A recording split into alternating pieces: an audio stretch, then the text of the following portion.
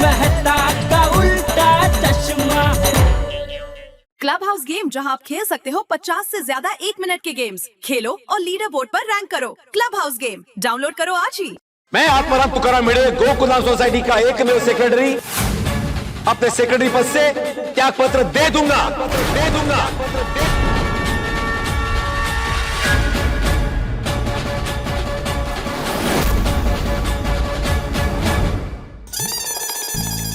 अरे पर रमेश भाई मैं कहां से दूं? अरे 1000 क्या, आप एमआरपी के ऊपर मुझे 5000 एक्स्ट्रा देंगे ना तो भी मैं नहीं दे पाऊंगा, क्योंकि माल ही नहीं है। इलेक्ट्रिक चूल्हे का एक पीस नहीं बचा है, सारे बिक गए। नया स्टॉक आते ही सबसे पहला फोन मैं आपको करूंगा। पक्का। हाँ ओके। हाँ नट्टू काका, लिख लिया सेठ जी, लिख लिया। रमेश भाई का भी नाम लिख लिया, उनका नंबर 42वां है। ओहो, जब से गैस के सिलेंडर की शॉर्टेज हुई है तब से इलेक्ट्रिक स्टोव की डिमांड एकदम बढ़ गई है। इस लड़ाई की वजह से सबकी हालत खराब हो गई है। गैस की कितनी कमी हो गई है। और गैस के सिलेंडर की कमी तो जमाखोरों की वजह से हुई है। जैसे पता चला कि सिलेंडर की बुकिंग में वक्त लगता है, जिसको जरूरत नहीं है वो लोग भी सिलेंडर जमा करने लगे। बोलो। और फिर इस वजह से गैस के सिलेंडर की कालाबाजारी होती है। सेठ जी, आपको क्या लगता है ये युद्ध कब खत्म होगा? अभी सरकार से बात तो चल रही है मेरी, मैंने बोल दिया है फटाफट खत्म करो ये सब, अभी उनके ऊपर है। नट्टू काका, आपको क्या लगता है ये लड़ाई कब खत्म होगी? क्योंकि क्या है, अगर ये लड़ाई खत्म नहीं हुई तो इसका असर हर चीज पर पड़ेगा। इस युद्ध की वजह से सबको प्रॉब्लम हो सकती है। महंगाई इतनी बढ़ जाएगी, गैस, डीजल, पेट्रोल के भाव बढ़ जाएंगे। उस वजह से रिक्शा, टैक्सी, ट्रांसपोर्टेशन, टेम्पो, उनके भाव बढ़ जाएंगे। सब्जी वब्जी के भाव बढ़ जाएंगे, हर एक चीज के भाव बढ़ जाएंगे। लेकिन एक आम आदमी की पगार थोड़ी बढ़ेगी, वो तो उतनी की उतनी ही रहेगी। कोई भी सेठ ऐसा थोड़ी कहेगा कि जा भाई, जितनी महंगाई बढ़ गई है उतना तेरा पगार भी बढ़ गया, बस। नहीं सेठ जी? हाँ नहीं, कोई सेठ ऐसा नहीं बोलेगा। क्योंकि क्या है, ये बेचारे जो सेठ लोग हैं वो रोज किसी दूसरे ग्रह से इधर धंधा करने थोड़ी आते हैं, वो लोग भी इधर ही रहते हैं, तो उनको भी तो महंगाई नड़ती है ना। तो वो लोग कैसे बोलेंगे क्या जाओ जितनी महंगाई बढ़ेगी उतना मैं तुम्हारा पगार बढ़ाऊंगा। बराबर है। आज सुबह मैं और नट्टू काका चाय पे यही चर्चा कर रहे थे, बावरी जी भी थे। ओहो, चर्चा में बावरी भी थे? तो चर्चा एकदम गहन हो गई होगी। बहुत। और सेठ जी, बावरी जी ने तो इस परिस्थिति से निकालने का जो सॉल्यूशन बताया है, सुनकर मैं और नट्टू काका तो एकदम हिल गए। नहीं नट्टू काका? Of course. ओह, बावरी ने ऐसा क्या रामबाण इलाज बताया भाई, मुझे भी बता। बावरी जी ने कहा कि ये सारी परिस्थिति सिर्फ 1 सेकंड में खत्म हो सकती है। अच्छा, अगर लड़ाई बंद कर दे तो। वाह, ये सुन के तो मैं भी एकदम हिल गया भाई। 1 मिनट सेठ जी, थोड़ा हिलना बाकी रखिए। ओह, क्यों, और भी आ रहा है? एक और बात आपको बतानी बाकी है। वो बात सुनकर आप खुशी के मारे हिल जाएंगे। अरे जल्दी बता भाई, जल्दी बता। तो बात यह है सेठ जी कि इस परिस्थिति को मद्देनजर रखते हुए मैंने और नट्टू काका ने यह तय किया है कि हम दोनों मिलकर आपको सपोर्ट करेंगे। अरे नहीं भाई, मैं लड़ाई लड़ने नहीं जा रहा हूँ। अरे ऐसे नहीं सेठ जी, मैंने और नट्टू काका ने यह तय किया है कि जब तक ये लड़ाई चलेगी तब तक हम आपसे पगार बढ़ाने की बात नहीं करेंगे।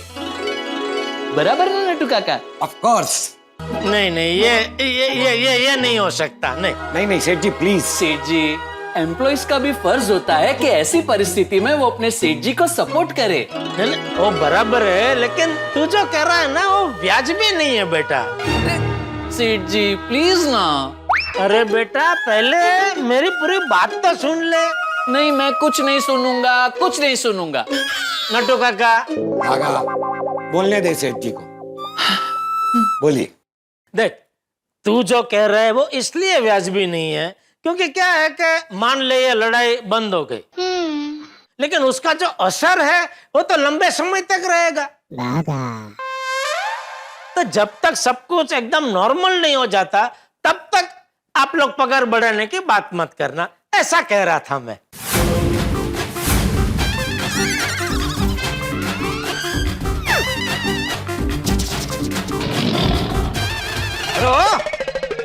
कहाँ जा रहे हो? गोडाउन में स्टॉक चेक करने। हाँ हाँ, जाओ जाओ।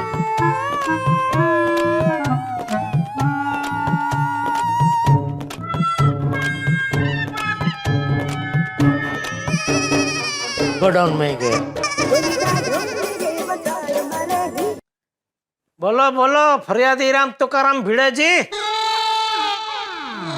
फरियादी? अरे तू हमेशा मुझे फरियाद करने के लिए फोन करता है ना, या तो टप्पू की या तो टाइम पे मेंटेनेंस का चेक नहीं देने की। जेठालाल अभी कितने टाइम से मैंने तुम्हें कहाँ कोई फरियाद की है? ओ तो मिस कर रहा है फरियाद करना। एक दो दिन दे मुझे, मैं मौका देता हूँ मस्त फरियाद करने का, फिर जी भर के फरियाद करते रहना। हाँ लेकिन है भाई, बापूजी को बीच में मत लाना। जेठालाल बास आता, मैंने कोई फरियाद करने के लिए फोन नहीं किया है। सॉरी सॉरी, बोल बोल, किसके लिए फोन किया? कल रविवार को सुबह ठीक 9 बजे सोसाइटी की मीटिंग रखी है कंपाउंड में। अरे भाई कल संडे है भाई, एक ही तो दिन मिलता है पूरे हफ्ते में शांति से सोने के लिए, उसमें भी तूने मीटिंग रख दी, वो भी सुबह 9 बजे।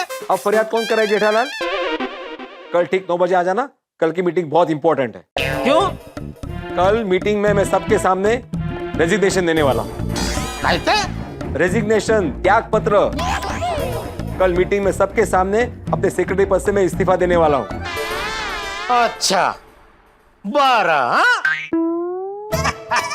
क्या तू भी भिड़े? जेठालाल मैं मजाक नहीं कर रहा हूँ, मैं सच कह रहा हूँ। मैं कल अपना त्याग पत्र दे रहा हूँ।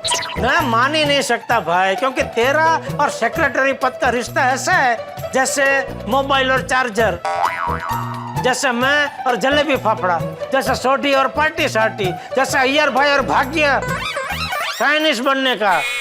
जेठालाल ये तुकबंदी बिठाला बंद करो। पहले तो ये उटपटांग बातें करना बंद कर। अचानक त्याग पत्र क्यों देना है तुझे? क्योंकि पोपटलाल को लगता है कि मैं सेक्रेटरी पद के लायक नहीं हूँ और मुझे त्याग पत्र देना चाहिए। अरे भाई तू भी कहाँ पोपटलाल की बातों को गंभीरता से ले रहा है? कल को पोपटलाल कहेगा कि माफी भापी को छूटा छड़ा दे दे, तो क्या दे देगा? जेठालाल क्या बोल रहे हो तुम? माधवी और मेरा जन्मों जन्म का रिश्ता है। बराबर, तो वैसे ही तेरा और सेक्रेटरी पद का भी जन्मों जन्म का नाता है। भाई मैं तो कहता हूँ तेरा जन्म शिक्षक बनने, माधवी भाभी से शादी करने और गोकुलधाम सोसाइटी का सेक्रेटरी बनने के लिए ही हुआ है। इसलिए त्याग पत्र देने का विचार तो त्याग दे। नहीं नहीं नहीं, पोपटलाल ने अपने शब्दों से मेरा दिल दुखाया है। अच्छा ठीक है, मैं उससे बात करता हूँ, वो तुझे सॉरी बोल के अपने शब्द वापस ले लेगा, ठीक है? नहीं जेठालाल बिल्कुल नहीं। पोपटलाल ने जिस सुर में, जिस भाषा में मुझसे बात की है ना, उसका एक ही जवाब है, मेरा सोसाइटी पद से त्याग पत्र। अरे पर क्या हुआ क्या भाई? वो तुम्हें कल मीटिंग में पता चल जाएगा, कल टाइम पे आ जाना। अभी रखता हूँ, बाकी सबको फोन करना। पोपटलाल भी ना।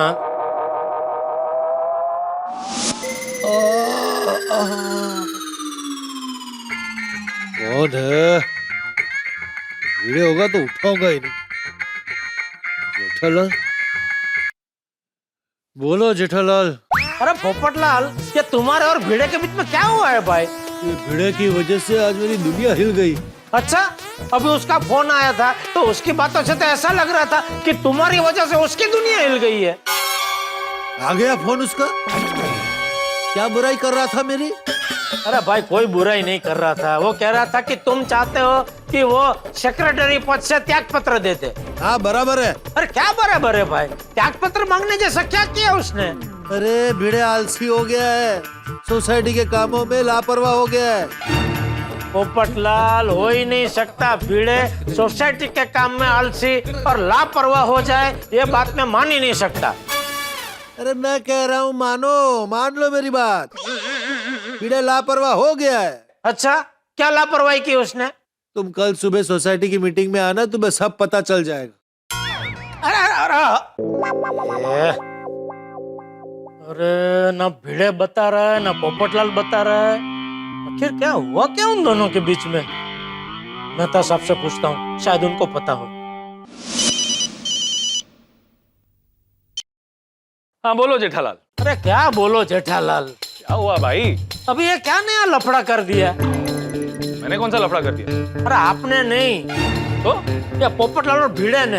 हाँ वो हाँ, क्या हुआ क्या? पता नहीं। अच्छा, आपको भी नहीं पता? नहीं नहीं, मुझे बस इतना पता है कि कल सुबह भिड़े ने 9 बजे आपातकालीन मीटिंग बुलाई है। वही देखिए ना, कल संडे है, जलेबी फाफड़ा खाने का दिन है, उसमें भी उसने मीटिंग रख दी, वो भी सुबह सुबह 9 बजे। अरे हफ्ते में एक ही तो दिन मिलता है शांति से सोने के लिए। जेठालाल, भिड़े अपना त्याग पत्र दे रहा है और तुम्हें सोने की पड़ी। अरे वही भाई, वो त्याग पत्र क्यों दे रहा है? आखिर ऐसा क्या हुआ उसके और पोपटलाल के बीच में? वो तो अब कल मीटिंग में ही पता चलेगा। तो तब तक क्या अभी हम ऐसे ही हाथ पे हाथ धरे बैठे रहे? तो और क्या कर सकते हैं? अरे क्या कर सकते क्या मेहता साहब? दोनों के बीच समाधान करवा सकते हैं। वाह जेठालाल, ये तुमने बहुत पते की बात कही। है ना? बस तो फिर आज आप ऑफिस से थोड़ा जल्दी निकल के गोकुलधाम सोसाइटी जाके दोनों को जरा समझाइए। समझाइए मतलब? मैं अकेला जाऊं, तुम नहीं आओगे? मुझे आने में कोई प्रॉब्लम नहीं है, लेकिन वो पोपटलाल ने कुछ उल्टा सीधा बोल दिया ना, तो मेरे पास तो त्याग पत्र भी नहीं है देने के लिए। एक लाफा है, लेकिन वो मैं दे नहीं सकता। नहीं नहीं, मेरा अकेला जाना ही बेहतर है। मैं कोशिश करता हूँ समझाने की। ओके। कुछ भी करके भिड़े और पोपटलाल को समझाना ही होगा। आप मान जाइए ना, पर आइए आइए डॉक्टर साहब। हाथी भाई, मेहता साहब, आप डॉक्टर साहब? आपके गुस्से, परेशानी, टेंशन, जिद का इलाज करने आए हैं, तो डॉक्टर ही हुए ना मेहता साहब। थैंक यू मेहता साहब, आप इनको समझाने आए। भिड़े, ये तो मानते हो ना कि गोकुलधाम एक परिवार है ना? हाँ। भिड़े, हम सब के अंदर एक बच्चा होता है जो कभी कभी हमें भावुक और नादान बना देता है। और तुम तो पोपटलाल को अच्छे से जानते हो, बरसों से जानते हो। उसके अंदर जो बच्चा है ना, बहुत ही जिद्दी बच्चा है। लेकिन तुम्हारे अंदर जो बच्चा है, बहुत ही समझदार बच्चा है। इसीलिए मेरी बात मानो और त्याग पत्र देने का विचार त्याग दो। माफ करना मेहता साहब, लेकिन मेरे लिए ये अभी असंभव है। बात अब बहुत आगे बढ़ चुकी है। रे, बात है कमान से निकला हुआ तीर थोड़ी है जो वापस ना आ सके। और पोपटलाल की बात का बुरा मान रहे हो? पोपटलाल खुद अपनी बात को गंभीरता से नहीं लेता, तो तुम क्यों ले रहे हो? मकार, ये सोचने वाली बात है और मानने वाली भी बात है। चलो भिड़े, अब पोपटलाल की बात अपने मन से निकाल दो तो समस्या भी खत्म। हाँ। मेहता साहब, बात मन से निकल ही नहीं रही है। मैं इंसान हूं, रोबो थोड़ी हूं। पोपटलाल के जो ताने हैं ना, वो मेरे दिल में तीर की तरह चुभे। मेरा निर्णय अटल है। इनफैक्ट मेरा निर्णय अभी पिन कोड जैसा है, कभी बदलेगा ही नहीं।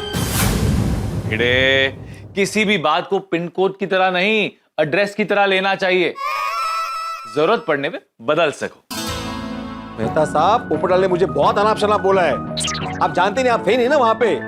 उसने मेरी निष्ठा और ईमानदारी पे उंगली उठाई है। और चाचा जी और हाथी भाई को भी मेरी गलती दिखाई दी।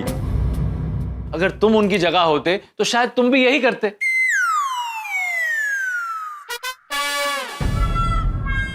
मेहता साहब, थैंक यू वेरी मच। आप मेरा भला चाहते हैं, इसलिए आप मुझे यहां समझाने आए। हाँ।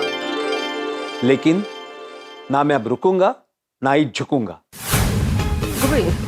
बात मेरे आत्मसम्मान की है। मैं अब सोसाइटी के सेक्रेटरी पद से त्याग पत्र देकर ही रहूंगा। घायल हूं मैं। तो घातक क्यों बन रहे हो? उस भिड़े की वजह से। साहब, एक बार नहीं 100 बार त्याग पत्र ले सकता हूं मैं उस भिड़े से। जो उस पर बहुत गुस्सा है। मैं उसे कभी माफ नहीं करूंगा। पोपटलाल, किसी को माफ करना महानता की निशानी है। अरे मैं उससे त्याग पत्र ले रहा हूं, वही मेरी महानता है। मैं तो मान ही रहा हूं कि गलती भिड़े की है, लेकिन उसकी गलती की वजह से तुम्हारा रिश्ता कैंसिल हो जाए तो कैसा लगेगा? उसकी गलती की वजह से मेरा रिश्ता क्यों कैंसिल होगा? मान लो कि कल तुम्हारे लिए एक सुंदर, सुशील, संस्कारी सुकन्या का रिश्ता आ जाए, और जब उसके घर वालों को यह पता चलेगा कि तुम्हारी गलती न होने के बावजूद भी तुमने भिड़े को माफ किया, तो वो तुम्हें समझदार कहेंगे, बेवकूफ कहेंगे। हैं? मेहता साहब, मुझे सिर्फ समझदार लड़की वाले ही देखने आते हैं। जब वो भी ये पूरी बात सुनेंगे तो कहेंगे कि पोपटलाल जी आप सही है, इस पूरे मामले में गलती सिर्फ और सिर्फ भिड़े की है। अरे मैं तो मान ही रहा हूं, गलती भिड़े की ही है। बस तुमसे एक छोटी सी रिक्वेस्ट, कल की मीटिंग में इस बात को आगे मत बढ़ाना। क्यों? बात अभी बहुत आगे बढ़ चुकी है।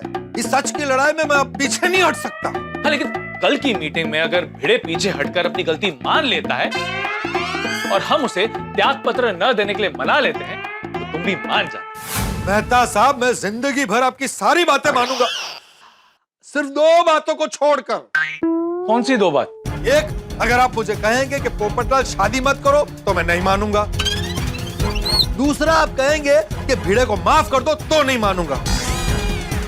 भिड़े अब गोकुलधाम सोसाइटी के सेक्रेटरी पद पर रहने के काबिल ही नहीं रहा। जेठा भरा, पर तुसी कह रहे थे कि मेहता साहब पोपो और पीड़ू को समझाने गए, वो कितना समझा रहे हैं? वो आए नहीं अभी तक। अरे भाई, दोनों वटके कटके है ना। की?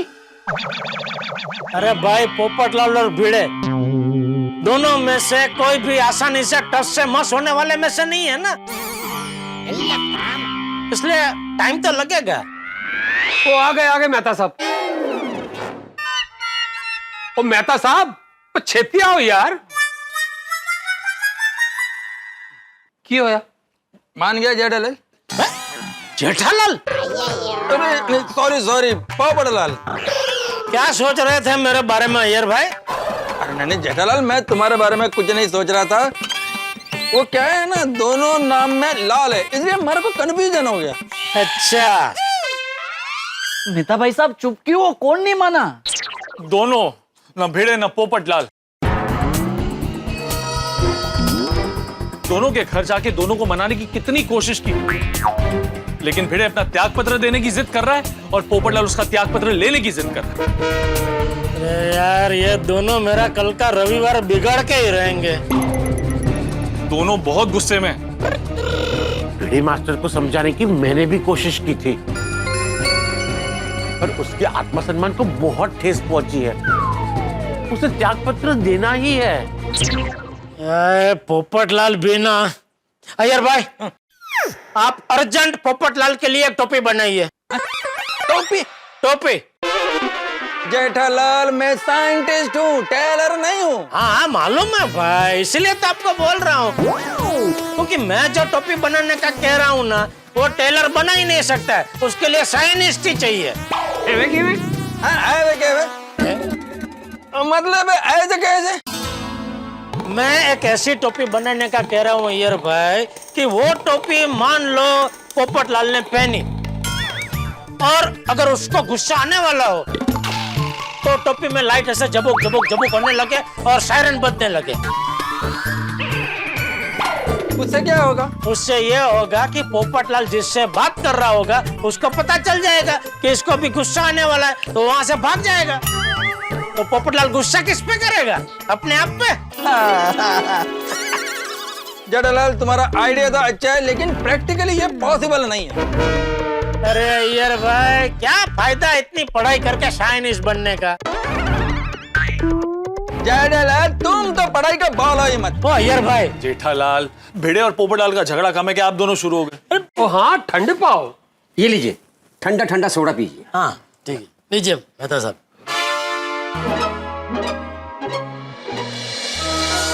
पोपटलाल को टोपी पहनाओ, कोट पहनाओ, कंबल ओढ़ाओ।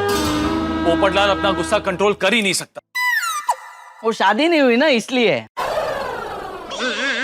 मतलब अगर उनकी शादी हो गई होती तो उनको पता चलता कितना भी गुस्सा है, बीवी के सामने गुस्सा कंट्रोल करके ही बात करनी पड़ती है। करेक्ट है जी।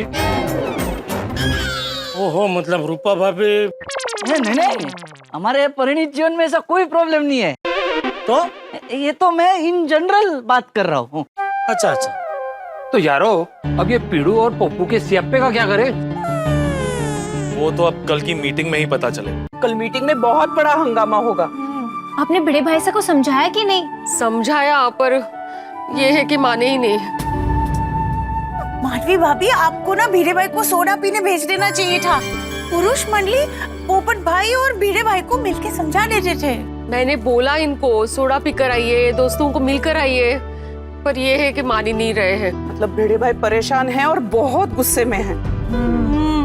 अब तो मुझे ऐसा हो रहा है ना कि ना ही हम मंगोड़ी और वेफर बनाने का प्लान करते, ना ही टप्पू से ना टेरेस धोती, ना ही पोपट भाई से के घर पर पानी गिरता और ना ही ये सारा हंगामा होता।